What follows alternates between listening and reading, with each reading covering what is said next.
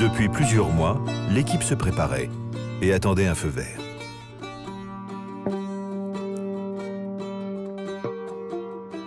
Des archéologues, des chercheurs en architecture, des spécialistes de l'histoire antique, une conservatrice de musée, une artiste restauratrice.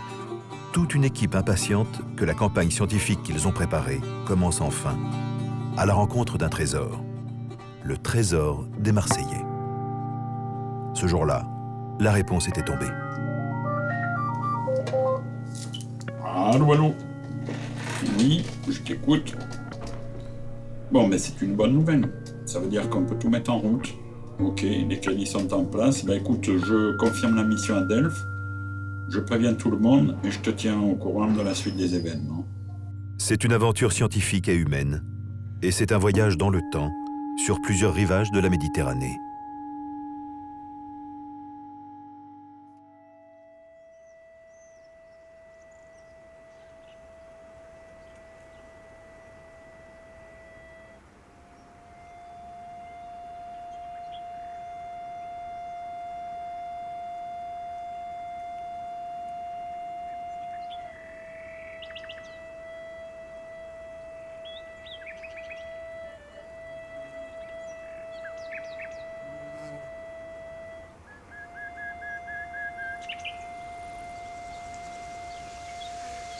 Sur les hauteurs de la mer des Oliviers, un petit village dormait paisiblement, jusqu'à la fin du XIXe siècle, 1892, et l'arrivée d'archéologues de l'école française d'Athènes, assistés de centaines d'ouvriers. Le chantier, gigantesque, déplace le village et met à jour le site antique enfoui de Delphes. Ici et là, on reconnaît aujourd'hui encore des traces émouvantes des moyens techniques déployés, très modernes pour l'époque. Rails, trains et wagonnets.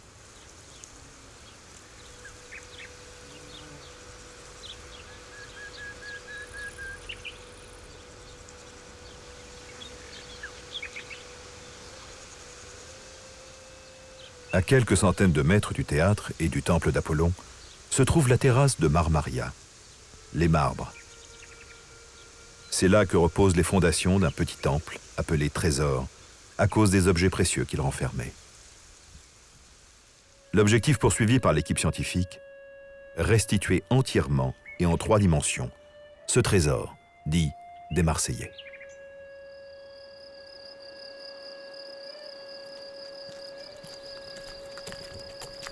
L'expédition scientifique à Delphes est une opération éclair. Quelques journées sur place, tout au plus. Mais pourquoi édifier un trésor précisément ici, à Delphes? Delphes est évidemment, avec Olympie, un des grands sanctuaires panhelléniques, c'est-à-dire un des sanctuaires où se rassemble l'ensemble du monde grec. Livio s'intéresse à la lumière naturelle sur le site, sur 360 degrés et à toutes les heures de la journée. Delphes, c'est le sanctuaire d'Apollon, où le dieu Apollon rend des oracles. Les cités grecques voulaient savoir où fonder une colonie, est-ce que le dieu était favorable, dans quelles conditions, etc.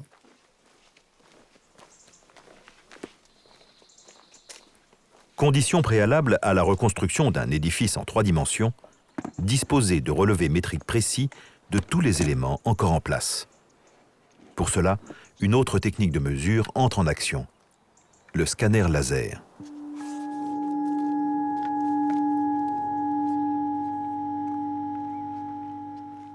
Le principe de la restitution, c'est de partir toujours d'un relevé de l'existant. Aujourd'hui, les outils sont plus performants, plus rapides, plus précis. Des boules blanches sont disposées autour du trésor. Elles doivent servir de repère au scanner pour toutes les positions que l'opérateur jugera pertinentes. L'archéologie a toujours fait appel aux méthodes de relevé des représentations de l'espace. Aujourd'hui, on vit une véritable rupture dans la mesure où les technologies d'acquisition basées sur la lasérgrammétrie ou la photogrammétrie numérique permettent d'acquérir de façon systématique un nombre impressionnant de coordonnées tridimensionnelles sur les sites. On passe à des méthodes de documentation qui acquièrent un point tous les millimètres, un point tous les 2 millimètres, un point tous les 3 millimètres. On peut avoir des représentations basées sur des millions de coordonnées 3D ou des millions de triangles. La collecte du scanner, c'est ce nuage fait de millions de mesures spatiales, où l'on devine la forme des objets, la disposition générale d'un lieu. Hélène, Antoine, Philippe sont des archéologues et des professeurs d'histoire et de civilisation grecque. Que peuvent encore leur apprendre les fondations du trésor des Marseillais? On essayait de repérer ces traces de pose des colonnes qui sont plus tellement faciles à voir maintenant, les éléments essentiels de la structure architecturale, la mise en place des différentes assises. Là, on a bien les scellements. Bon, évidemment, il nous manque la base de la colonne, une partie de la base. Éventuellement, la seule chose qu'on verrait, c'est un travail un peu différent dans ce secteur-là. Si on restitue l'ante ici. J'ai été frappé par la qualité du travail de ce trésor. L'état de conservation est quand même relativement satisfaisant de la partie inférieure du bâtiment et la très grande qualité du travail, donc en particulier des moulures. D'excellentes équipes d'artisans ont travaillé sur ce monument. Un trésor à lui tout seul et un investissement considérable pour les Massaliettes. Il y avait des courants commerciaux très ouverts, une opulence de la cité des Phocéens, enfin des colons venus de Phocée. Marseille, effectivement, s'est développée très fortement dans tout le courant du VIe siècle et donc comme remerciement peut-être de ce développement, de cette prospérité, a pu consacrer ce trésor assez remarquable à Delphes. Athéna tient un rôle très important dans la religion de Marseille, donc il s'agissait aussi de s'installer près de son temple sur la terrasse de Marmaria.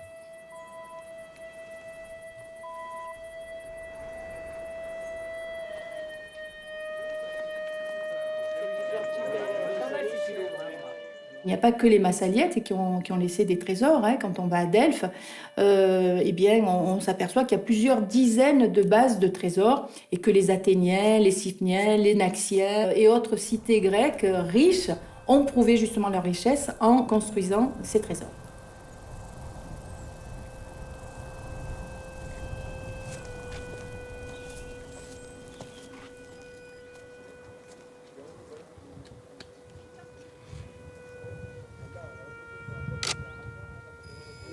Nous utilisons une tête robotisée qui nous permet d'acquérir des images photographiques à 360 degrés, donc en tournant autour d'un point dans l'espace. Donc il faudra suivre le mouvement. Donc on est à la première colonne et la première ligne, et là on passe à la deuxième colonne.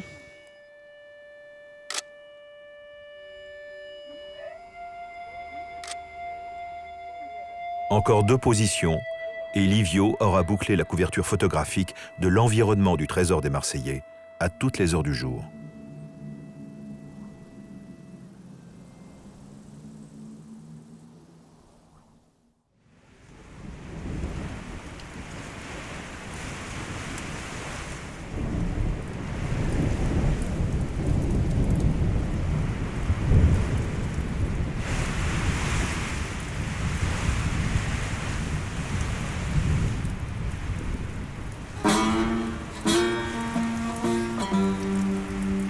Impondérable, le mauvais temps empêche de terminer les relevés.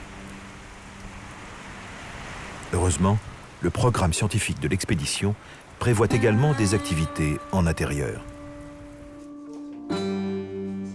La trentaine de fragments attribués au trésor des Marseillais doit être numérisée, elle aussi. L'espace de la réserve, tel qu'on a essayé de la concevoir, c'est-à-dire que c'est pas seulement un dépôt d'objets et de sculptures, mais ça doit être aussi un espace de travail et d'études pour qu'il soit à la fois dans de meilleures conditions de conservation et plus facile d'accès pour les chercheurs. Pour certains vestiges de sculptures illisibles, brisés, c'est l'occasion de sortir de l'ombre des réserves. Avec des fragments qui sont misérables, si on les considère du point de vue de l'histoire de l'art, on arrive quand même à des données très intéressantes. Une des ambitions de la campagne scientifique est de replacer ces fragments à leur emplacement plausible dans la frise sculptée qui ornait la partie haute du trésor. Mais le problème, c'est qu'il y a Pas de la largeur précédente, mais de la présentation. Ma contribution spécifique, c'est Par l'étude des fragments les plus infimes et les plus insignifiants parfois, par l'étude des vestiges éventuels de couleurs qui restent visibles ou non à la surface, essayer d'apporter ma pièce à la résolution de ce puzzle. Là c'est quand même très rare. Hein. C'est vraiment lié au dispositif de scellement de la tête rapportée et du bras droit. Et là, on a effectivement un travail avec un modelé beaucoup plus soigné que le traitement très graphique ici de la figure, alors qu'elle était ensaillie de la même manière. Alors, donc là, on a un poids de 200 grammes.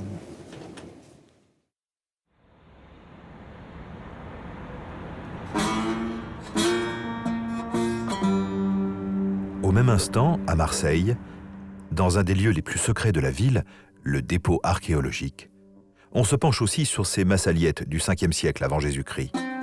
Marchands prospères et commanditaires du trésor. Ils ont laissé des vestiges par milliers que les archéologues contemporains exhument, préservent, classent et étudient afin de mieux les comprendre.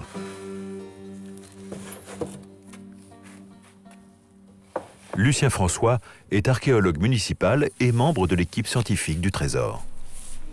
Alors ce fragment, c'est une assiette. C'est ce qu'on appelle une assiette à poisson destinée à recueillir les sauces. Le garum qui permettait donc de consommer les poissons. Et les poissons, ce ne sont pas n'importe quel poisson. Ici, ce sont des girelles qu'on reconnaît par la dentelure des nageoires dorsales.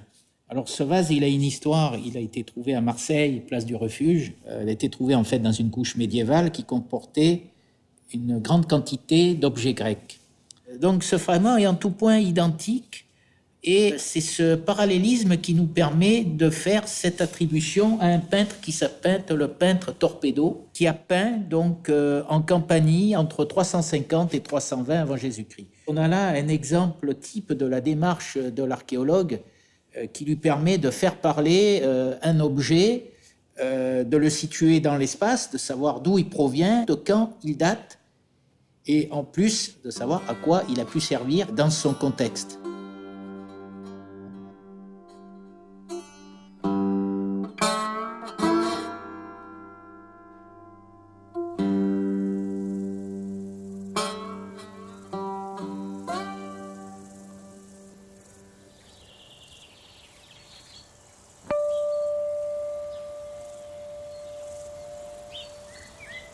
Le beau temps revenu permettra de terminer les relevés. Mais aujourd'hui, un autre événement va primer sur tout le reste. Fermé au public, le musée est ouvert quelques heures pour l'équipe scientifique du Trésor des Marseillais. Ce qui est offert là, c'est un moment d'intimité avec les œuvres les plus fameuses retrouvées depuis 1892 et un contact privilégié avec les vestiges sous toutes leurs facettes. Oui, c'est ça. Voilà. Là, le guerrier mort, grimaçant, bouche ouverte, on voit les deux rangées de dents. La frise du trésor de Sifnos, miraculeusement préservée. Elle servira de référence pour la restitution de la frise du trésor des Massaliettes. Des pieds, est-ce qu'on a pris tous les pieds dont on avait besoin? Oui, je pense.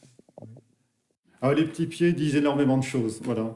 Même quand ils sont fragmentaires, parce qu'ils donnent une idée très intéressante de la position du personnage, éventuellement, de son sexe, éventuellement, et de l'action représentée. Selon la façon dont il repose sur le sol, eh bien, on est assuré qu'on a affaire soit à une figure statique, ou au contraire une figure dynamique, engagée dans un mouvement qui peut être un mouvement violent, et on pourrait faire toute une grammaire des petits pieds. On a la poésie que l'on mérite, mais celle des pieds et des éclats, et finalement, en vaut bien une autre, me semble-t-il.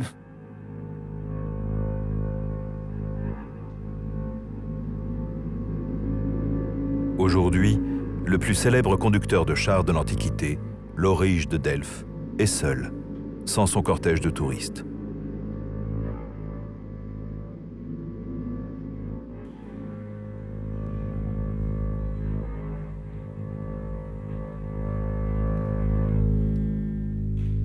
Dans une suite de mouvements bien réglés, le relevé photogrammétrique des fragments alterne avec l'examen visuel direct par les scientifiques.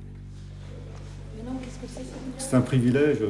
Tourner autour d'une œuvre originale, même si c'est juste un petit pied, ben ça reste un frisson. Quand on peut la regarder sous tous les côtés, quand on peut même la toucher, essayer de l'orienter dans l'espace, c'est une expérience exceptionnelle. Pas de mèche, Pas de mèche, il y a peut-être un qui tombe. Non, ce qui est le plus étonnant encore, c'est la pièce rapportée. Ah, la petite mortaise Mais peut-être que les dents étaient pas. Possible. Moi, je verrais plutôt la lèvre retroussée. Oui. Oui. Alors, C'est le Enfin, rictus, si on tient compte que de la forme. le rictus de la mort. La bouche ouverte, par exemple, à mon avis, ça indique cette situation de personnage mort ou mourant. Et donc là, je crois qu'on aurait eu du mal à comprendre ça si on n'avait pas sorti les objets directement. C'est vrai que c'est exceptionnel qu'on nous ouvre le musée pour nous uniquement et qu'on ouvre les vitrines, qu'on puisse sortir les objets et qu'on puisse les regarder de très près. Ça, c'est un point très important parce que quand on va dans un musée, on voit derrière les vitrines, on remarque des choses. Mais voir les objets sous des angles différents, avoir le temps de les regarder de très près, discuter aussi entre nous, ça, c'était vraiment quelque chose d'extrêmement important. Et je pense qu'on a fait des observations intéressantes grâce à ça. Bien des générations d'archéologues se sont délassés ici, sous cette tonnelle de la maison de fouilles de l'école française d'Athènes, située dans l'enceinte même du site antique. À la vieille demeure historique des pionniers de Delphes s'est ajouté un bâtiment récent et fonctionnel, plus discrètement intégré dans son environnement. Dans ces deux maisons, on travaille, on mange, on dort, à quelques pas des vestiges qu'on exhumait hier, qu'on étudie aujourd'hui. Les deux maisons donc constituent un cadre, je crois, très très satisfaisant, évidemment, très agréable. L'accès au site qui est absolument direct. Donc, non, là, il y a vraiment d'excellentes conditions. C'est le lieu, oui, de convergence de tous ces beaux esprits, entre guillemets. Et il y a une tradition tellement importante, tellement lourde d'une certaine manière, un héritage, qu'il est très difficile dans ces maisons de toucher à quoi que ce soit, y compris à la peinture. Il y a une sorte de sacralisation du lieu. du Parnasse, il y a une montagne dessus. Du poivre. Du poivre, vous n'avez pas de poivre. Jean-Marc a demandé un numéro de pizzeria, mais... Merci, c'est celui-là le pardon. Merci. Dans quelques heures, le départ, l'arrachement à Delphes.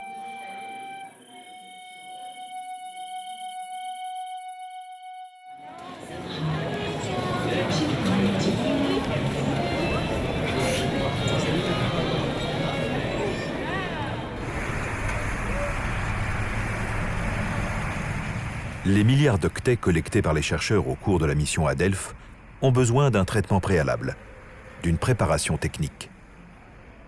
Ils font pour cela un court détour par un troisième pays d'Europe.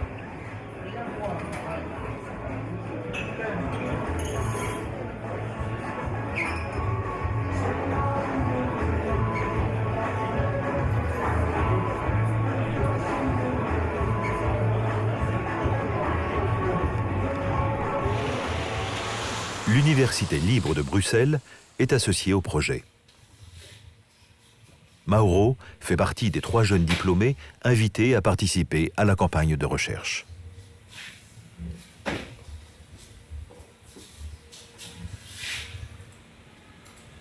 Ok, ça c'est bon.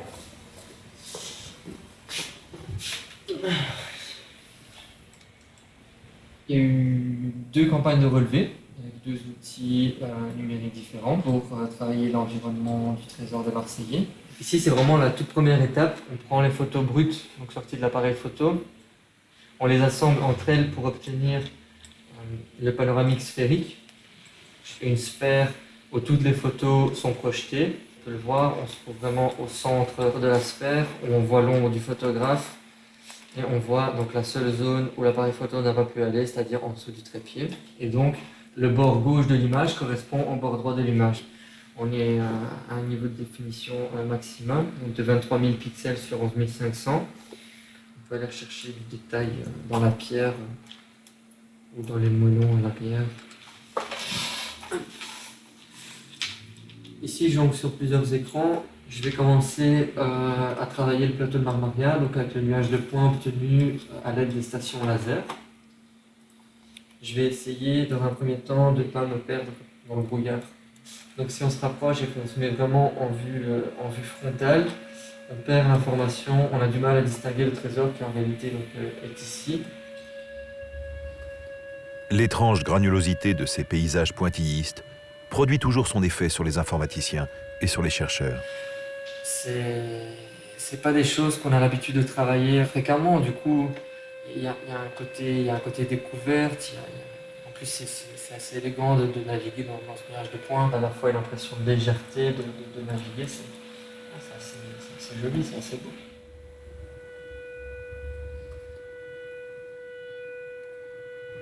Pour les objets de petite taille, comme les fragments de la frise, le nuage de points s'obtient à partir d'une série de photographies. Le fait de pouvoir tourner l'objet, de pouvoir le manipuler à souhait sur l'ordinateur, on voit des formes qu'on ne voit pas spécialement sur le fragment. Les fragments ici sont à Delft, nous on est à Bruxelles, on est à Marseille. On ne peut pas faire d'aller-retour entre Bruxelles et Delft à chaque fois qu'on a une question.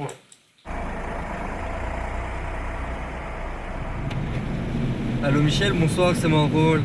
Je sais qu'il est un peu tard, mais je t'appelais pour te confirmer que j'ai commencé le traitement. Là, les calculs sont en cours, essentiellement pour l'environnement et le nuage de points. Et tu trouveras ça demain matin sur le bureau FTP. Moi, je serai peut-être pas disponible tôt demain matin vu l'heure, mais tu peux me contacter dans la journée dès que tu veux. J'espère qu'en tout cas que tu as un meilleur temps qu'ici en Belgique, parce que là, c'est vraiment la drache nationale, comme on dit. Voilà, bonne fin de soirée, bonne nuit, et à demain du coup. Salut!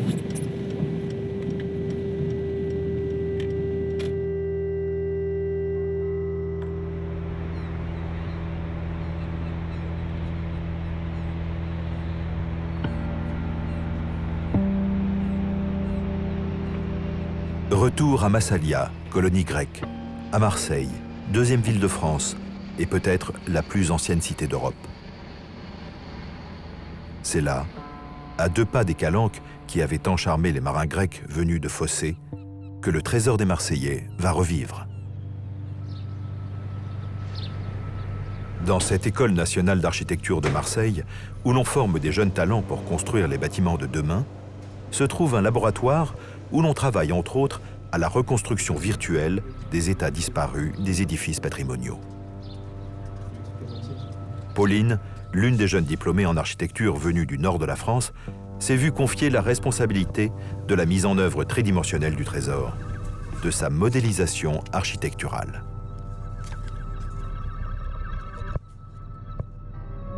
La modélisation 3D proprement dite peut commencer avec, comme pour un édifice réel, les fondations, les assises, les lignes de force d'une architecture réelle.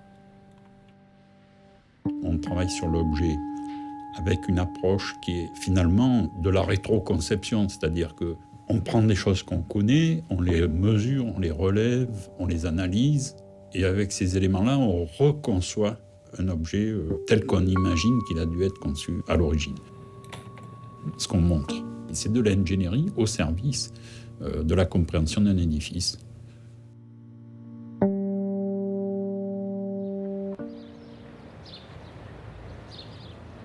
Fait son apparition, le temps d'une réunion décisive, un spécialiste incontesté de l'architecture hellénistique.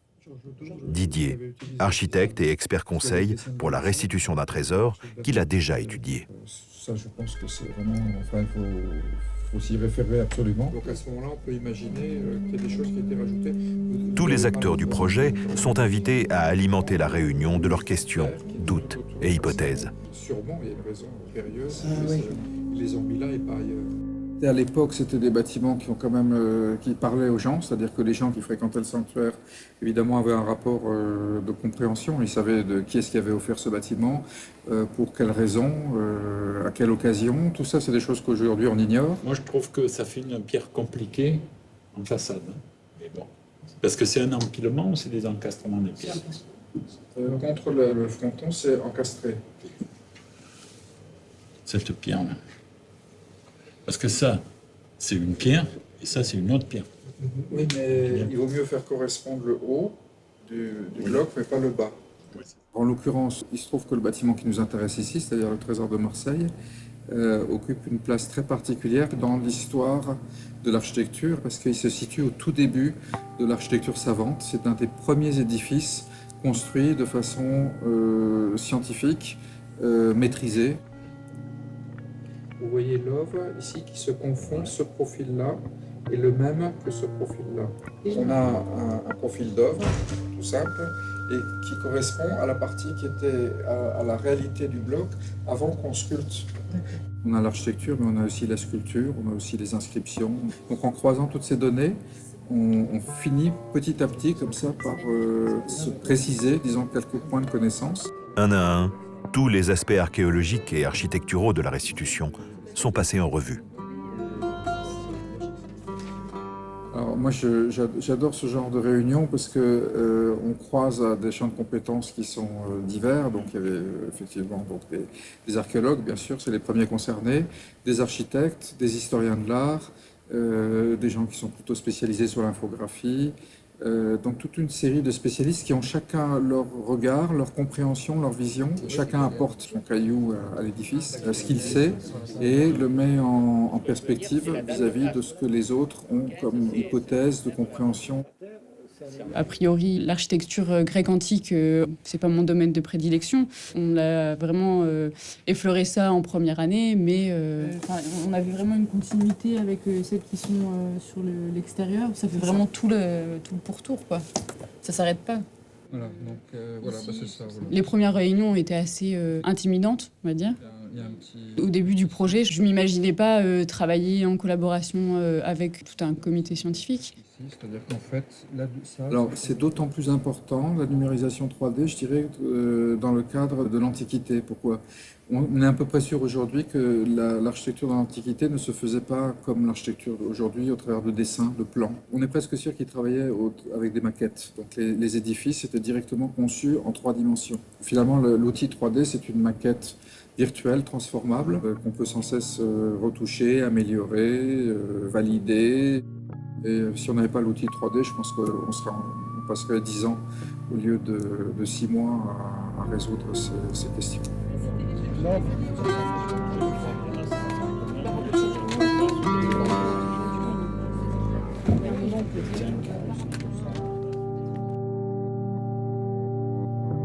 Le trésor se reconstruit à l'écran, bloc après bloc. On agencera des poutres précisément. On accrochera et on recouvrira les tuiles. On aménagera un plafond. Quantité d'aspects qu'on ne verrait pas au cinéma ou dans un jeu vidéo, mais qui intéressent les chercheurs. On est allé très loin dans le détail d'architecture, la finesse de sa représentation architecturale. Quand on représente une charpente, on représente tous les éléments de la charpente. C'était important que la maquette soit complètement rationnelle de ce point de vue-là. Oui, on a réfléchi à quel type de charpente on pouvait utiliser, pourquoi celle-ci et pas une autre. Enfin, donc c'est des éléments virtuels, mais d'une construction réelle. Forte de toutes les informations glanées lors des réunions, Pauline s'engage dans plusieurs mois de travail. Les hellénistes du centre Camille Jullian repartent vers leurs activités courantes de recherche et publication ou d'enseignement de l'histoire grecque. C'est à Zeus qu'on doit d'avoir sauvé ses frères et sœurs, c'est pour ça qu'il est le roi des dieux, et c'est à partir de ce moment-là qu'on parle de la génération des Olympiens.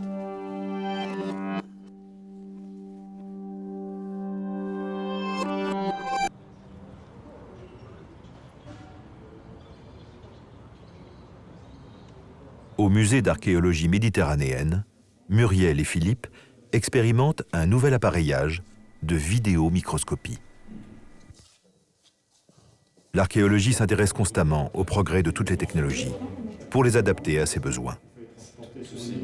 Ici, la recherche de traces de pigments colorés à la surface d'une pièce de la collection s'apparente à une microfouille où l'on retrouve une fois encore la problématique de l'observation en 3 dimensions. Au fil des semaines, La nostalgie du contact vivant avec le monde grec peut s'établir. Un restaurant devient alors une sorte d'ambassade réconfortante. C'est la chaîne grecque pour diffusion mondiale. Et alors, c'est une émission de variété. Il y a une chaude ambiance et c'est à peu près la seule chaîne qu'on capte ici. Merci. Voilà. C'est pas pour moi ça. Oui, il y a une magie quand même qui opère tout de suite.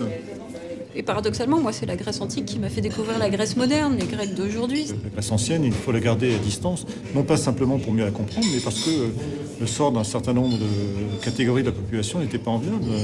Les femmes, les esclaves, le sacré sous toutes ses formes. Avant toute représentation théâtrale, vous étiez obligé de sacrifier à Dionysos. Pour rien au monde, j'aurais souhaité vivre en Grèce ancienne. Ah, bravo.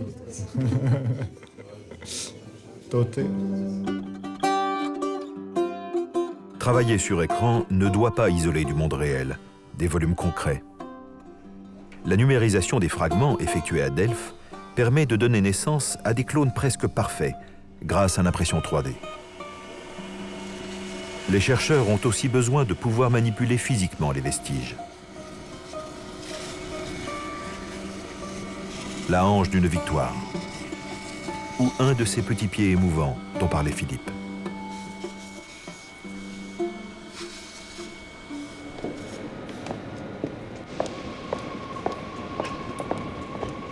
Dans le plan de travail de la campagne de recherche, le moment est venu de résoudre le problème de la restitution de la frise du trésor. Ce chantier à part entière a été confié à Maude, artiste restauratrice et chercheur associé.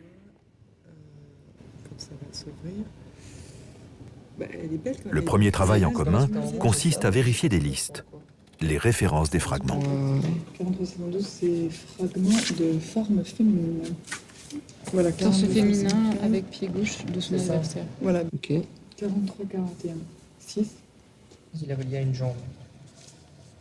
Celui-là, est-ce que celle-là, tu l'as 57-31? Ah oui, une jambe, deux jambes. Ok, je vois maintenant. En fait, donc là, tu as un pied derrière. Ouais. Donc c'est, voilà, les deux jambes d'un personnage couché.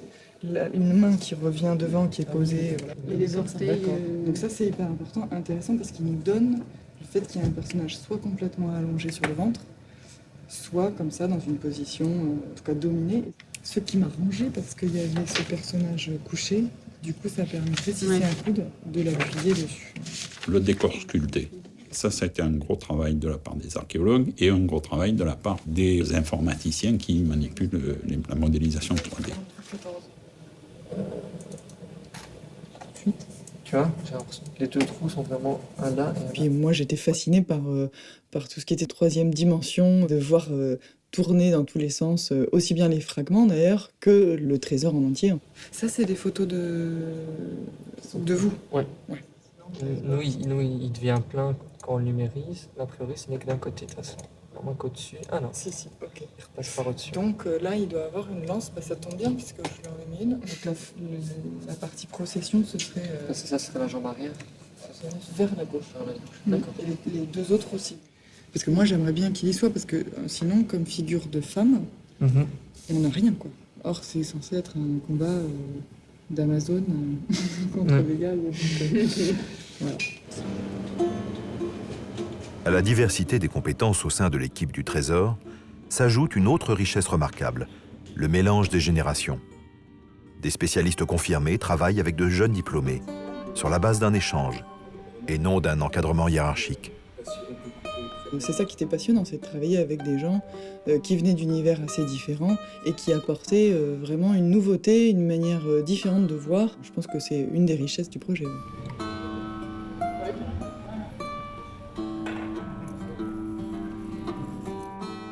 Deuxième étape, percer le mystère de chaque pièce. Souvent des éléments d'anatomie qu'on doit reconnaître, interpréter et mettre en relation avec d'autres. Il a fallu essayer de comprendre, essayer de remettre de l'ordre dans des centaines de fragments qui ne disaient plus grand-chose. Après là, tu as Keaton, je suppose. Ouais. Mais à l'arrière, là, c'est l'arrière, c'est contre le mur. Ouais, ça, c'est la 3D, t'as mais une ça, jambe on- ici, Mhm. et t'as le pied, enfin, ça, c'est la cuisse, la jambe qui revient. Quand tu regardes l'arrachement, à chaque fois, les arrachements comme ça, c'était à l'arrière. On va pouvoir jouer, tester des associations, des combinaisons avec les quelques éléments du puzzle qui sont conservés ici. Donc ça, c'est pas son pied? Non, c'est pas son pied. Le C'est fameux pour pied ça. du C'est le guerrier. fameux pied d'un autre. D'accord. Mais attends, ça change cuisse tout qui ce est là. machin-là. Si ça, c'est la plainte en fait. Plainte. Du coup, ça pourrait être une cuisse gauche. La cuisse, si tu veux, elle est pas dans le même sens. La cuisse, elle est... Aussi, On paraît haut comme plainte. Mais en même temps, en revanche, c'est un peu juste pour une cuisse, quoi. À la limite, une cuisse posée au sol, Ouais. elle peut être un petit Aplatie. peu aplatie. S'il a son pied posé sur cette S'il a jambe, son pied posé sur la jambe qui est couchée, Oui. il faut que la jambe droite elle passe devant. pour qu'il puisse avoir la place d'avoir Notre pied posé. Et ça me Donc, semble c'est plausible comme, avec la 3D. Mieux comprise, la frise sculptée intégrera peut-être tous les fragments isolés. Mais comment la réinventer en 3 dimensions? Selon quelle méthode? Avec quel outil? Heureusement, un personnage aux compétences insolites fait bientôt son apparition dans l'équipe. une jambe. J'ai aussi un pied, il faut que je vois s'ils collent entre eux. J'ai pas de tête, mais en fait, au départ, si tu veux, cette tête-là, elle était sur un autre, et donc on arrivait quasiment à l'avoir en entier. Et c'était pas facile, en fait, de partir de rien. Et c'est là donc qu'on a discuté donc avec Léonard, qui est infographiste. Léonard vient d'un autre horizon, l'animation 3D. Une réunion suffit à le projeter visuellement dans ce champ de bataille furieux que sont les frises des temples grecs. Les Grecs, à la différence des Romains par exemple, ils représentent toujours des scènes mythologiques. Donc ils utilisent les scènes de combat contre les Amazones, contre les géants ou contre les centaures. Donc finalement, on a défini qu'il y avait 2 scènes différentes. Une amazonomachie et une gigantomachie, parce qu'au départ, j'avais tout mis en une, bon, finalement... Donc voilà, donc ça voudrait dire qu'il faudrait les insérer sur 2 des façades différentes du fronton. Et apparemment, à cette époque-là, il ne peut pas y avoir de Grecs qui meurent dans une amazonomachie. Il n'y a que des Amazones qui meurent. Et du coup, si celui-là il est en train de mourir, c'est vaincu, forcément contre un dieu. c'est forcément qu'il y avait une autre scène. Et comme il y a pas mal de gigantomachies... Il faudrait que je fasse un personnage un peu générique qui puisse être repris pour chaque guerrier. Alors, est-ce que toi, si je te donne plusieurs fragments, mais qui ne fonctionnent pas ensemble, tu peux Oui, te débrouiller? on peut faire ça. On a tous les éléments. Donc Vous on avez peut en toute faire une un- armure complète. Ouais. Ok. J'ai un personnage, du coup j'ai aussi son squelette qui me permet de le replacer dans les positions qu'il faut. J'ai un cheval, le garnier générique. Ça va être l'assemblage de tous les éléments qu'on a. Ouais, un torse, Ça c'est un torse. bassin, Hein. ça c'est un torse. Ouais. Ok.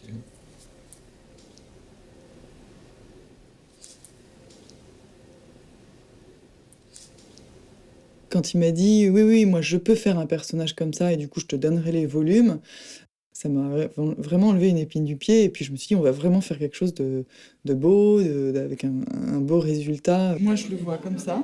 Oui. Donc il serait en train de passer son épée derrière lui. Sauf qu'on voit son pouce. Sauf qu'on voit son pouce. Et du Attends. coup, ça veut dire que le sculpteur s'est trompé. Ah, il a vraiment deux bras gauches. Ouais. C'est ça, hein? Ouais. Le sculpteur s'est demandé comment je vais faire passer la lame dessus. Du coup, je vais le remettre sur une autre main gauche. Personne ne va s'en apercevoir. Ouais, voilà, c'est ça.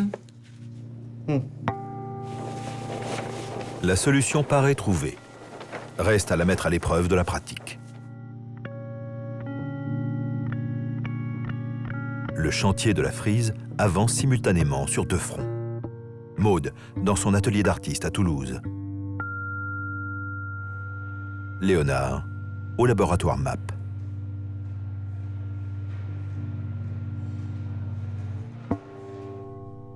Maude précise la narration visuelle, complète cette bande dessinée mythologique sculptée il y a 26 siècles. À partir d'un modèle grossier, Léonard décline une ribambelle de guerriers, de géants, d'amazones et de dieux. Crayon noir pour l'une, stylographique pour l'autre. Maude individualise les figurines sculptées de Léonard.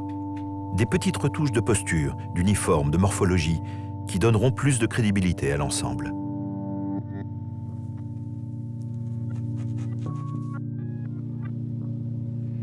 La démarche, qui paraissait évidente pour Léonard, est pourtant renversante d'un point de vue théorique. Les moyens du dessin animé 3D mis au service de la recherche archéologique.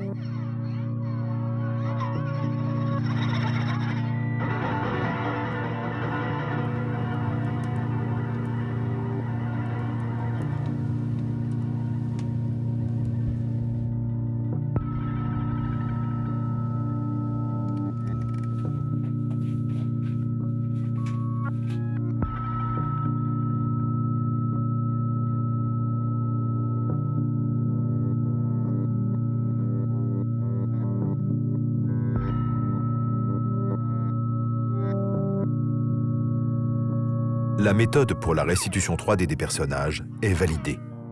Mais un nouveau champ de réflexion doit déjà s'ouvrir. Il faut aussi imaginer que ces édifices étaient colorés. C'est quelque chose qui a du mal effectivement à être accepté du grand public, et même de certains scientifiques. C'était une offrande. Donc il fallait montrer quand même beaucoup la richesse. Donc c'était des décors de toute façon assez clinquants. Encore une fois, difficile à imaginer pour nous qui avons l'habitude de voir la sculpture et l'architecture grecque en blanc. Le Parthénon, par exemple, on sait très bien que c'était coloré. Ça choque, mais c'est comme ça.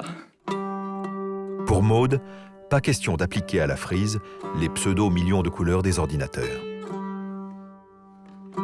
C'est à partir d'échantillons réels, produits avec les pigments utilisés dans l'Antiquité, que sera coloriée la frise.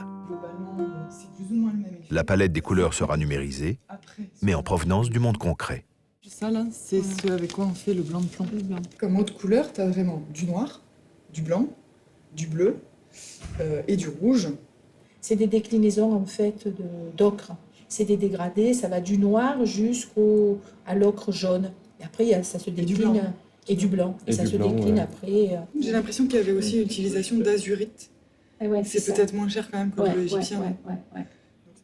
Pour le détail des couleurs, Maude a heureusement gardé en mémoire les observations faites à Delphes quelques mois auparavant. Et sans doute la couleur du bronze lorsqu'il n'est pas altéré, c'est-à-dire éclat.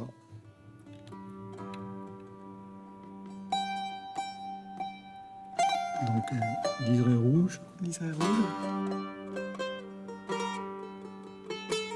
Là, on est dans une zone de concrétion, mais on a encore le dessin, effectivement, de l'ourlet, de la bordure. La bordure du... Oui. Sur plusieurs...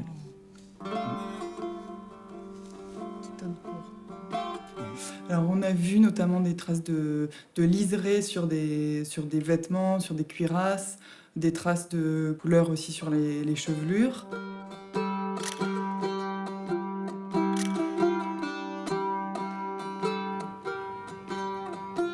Une fois la frise coloriée insérée dans la maquette 3D de l'édifice, un grand pas aura été franchi. Que manque-t-il encore à ce trésor des Marseillais restitué? Un trésor dans le trésor, précisément. Celui des offrandes faites aux dieux par les Massaliettes et que l'édifice renfermait derrière ses lourdes portes. Lucien François est l'archéologue spécialiste de la céramique antique chargé de cette partie de la réflexion. Alors ces offrandes, ce n'est pas n'importe quel objet. Ce sont des objets en or, en argent, qui sont de véritables statues symboles, comme l'étaient les trépieds, les chaudrons, les cratères, les coupes, les fiales. Tous ces objets-là ont disparu, mais on peut les imaginer stockés au fond du trésor, sur des banquettes, accrochés au mur. Pour Pauline, c'est une occasion de s'approcher un peu des donateurs massaliettes du trésor. On sait aussi quelle hauteur. Oui, le schéma général est bon. Je pense qu'il serait préférable de gommer le rebord. Ok, donc... Attends, comme ça. Voilà, déjà c'est un petit peu mieux. On savait que monsieur Intel, commerçant à Marseille, avait pignon sur rue et qu'il était devenu très riche. et que c'était pour cette raison qu'il avait consacré un cratère en or. Et puis il y a la formule j'appartiens à Apollon, etc. Donc on n'avait pas le droit de dérober l'objet. Les cratères à anse involute. Après, moins. Ça c'est pas mal, tu aurais dû le. C'est ce qu'on appelle des pixites, c'est-à-dire ce sont des boîtes qui sont destinées aux dames. Voilà. Où on met les épingles, Ouais. etc., etc. La boîte à bijoux, quoi. La boîte à bijoux, les fibules. Ça, c'est bien. Le cratère en calice qui est derrière, il est bien. Ces formes-là, je ne les reconnais pas. Ah, c'est des fiales. Attends, là, tu en as une. Donc ça, en non, fait, c'est une tasse. c'est ça. Attends, fais voir. Seconde moitié du 4e Ouais, siècle. non, là, on est carrément seconde moitié, c'est Alexandre le Grand. Hein. C'est Philippe de Macédoine, donc là, on est plus dans les clous. Il faut vraiment que ce soit des objets exceptionnels. Et je crois qu'il faut diversifier un peu plus. Ça peut être aussi des terres cuites, des belles terres cuites. On en connaît au 5e. Par exemple, ce pot là aussi. Ce pot, il fait un peu poubelle. Il fait penser à ma poubelle. Qu'est-ce qu'il y a sur le trépied en fait? Eh bien, il y a un chaudron. Qui ressemble à ça ou pas du tout? Non, pas du tout. Non, celui-là, tu l'exploses parce que... Ah oui, c'est ça. c'est ça que tu mets sur le trépied. Il a des pattes comme ça. Normalement, il a des pattes animales, il a des griffes. Bah oui, il a... Ah, des griffes léonines. Hein. C'est un lion souffrant, hein, de l'arthrose. Moi, je pense que c'est un bel exercice. Ça peut être... C'est très bien. Ça montre une parfaite maîtrise de la connaissance des mobiliers des alentours de 1600. Hein. À partir du moment où on dédiait un objet au Dieu, quelque part, c'était une marque de reconnaissance, et donc rien ne pouvait échapper à la mémoire des hommes et des dieux. La modélisation touche à sa fin. Pauline soigne les ultimes détails et se découvre des affinités nouvelles avec le trésor. L'encadrement de la porte, ça fait partie d'un des points de décor que je trouve vraiment élégant. J'ai peut-être passé beaucoup de temps à les faire, et vraiment comme si je les sculptais en fait. Le modèle numérique du trésor est devenu si lourd, si chargé de détails, que l'ordinateur de Pauline peine à les afficher à l'écran. Ça y est, le modèle est prêt.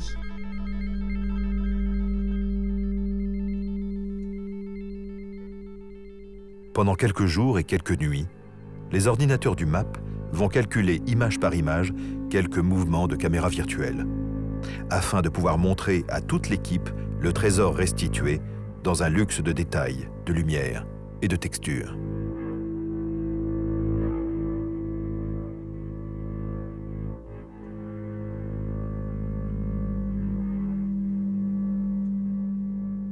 On ne peut inaugurer une maquette 3D comme on le ferait d'un bâtiment réel, mais on peut la présenter, la faire tourner et en explorer visuellement tous les recoins. Et là, l'outil permet de passer derrière, de tourner ou pas? Oui. Et donc là, c'est l'angle de vue en fait qui fait que... Et je pense que c'est maintenant qu'on a été étonné, parce qu'on a assemblé tous les morceaux. Là, effectivement, quand même, tu prends un peu... Tu prends un coup de poing dans l'estomac, quand même. Même nous, on se demande si on n'est pas allé trop loin. Mais simplement, le sculpteur, lui, il ne pouvait pas passer derrière, justement. Donc, c'est pas sculpté séparément. Voilà, ouais, c'est quand même différent du point de vue de la conception. Là, c'est bien. Ah, voilà. Ah, oui, super. Enfin, c'est le travail qui est intéressant parce que, en fait, en faisant ça, on a trouvé plein de choses qui allaient pas. C'est exactement et l'anastylose. c'est ce qui permet de réfléchir sur le trésor. Hein. Ouais, c'est une maquette qui est sincèrement scientifique. On n'invente rien.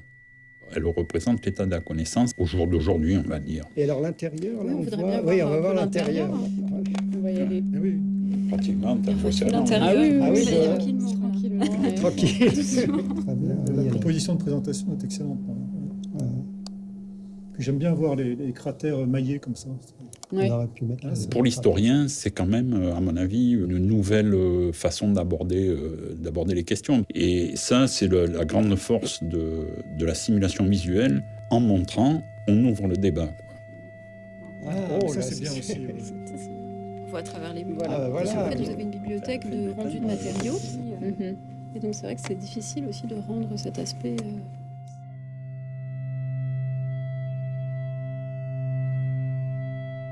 On pourrait très bien imaginer que la maquette d'un site, comme le site de Delphes, soit un support de publication, sous une forme qui n'est pas du tout académique, mais c'est qu'une forme de publication, ça c'est certain.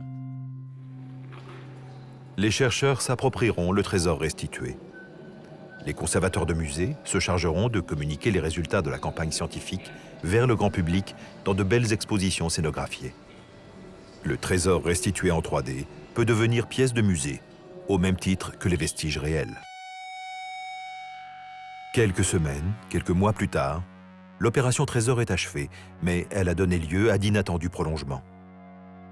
Maude a exposé une série d'œuvres inspirées de son travail sur la frise et joliment intitulées « Figures secondaires ».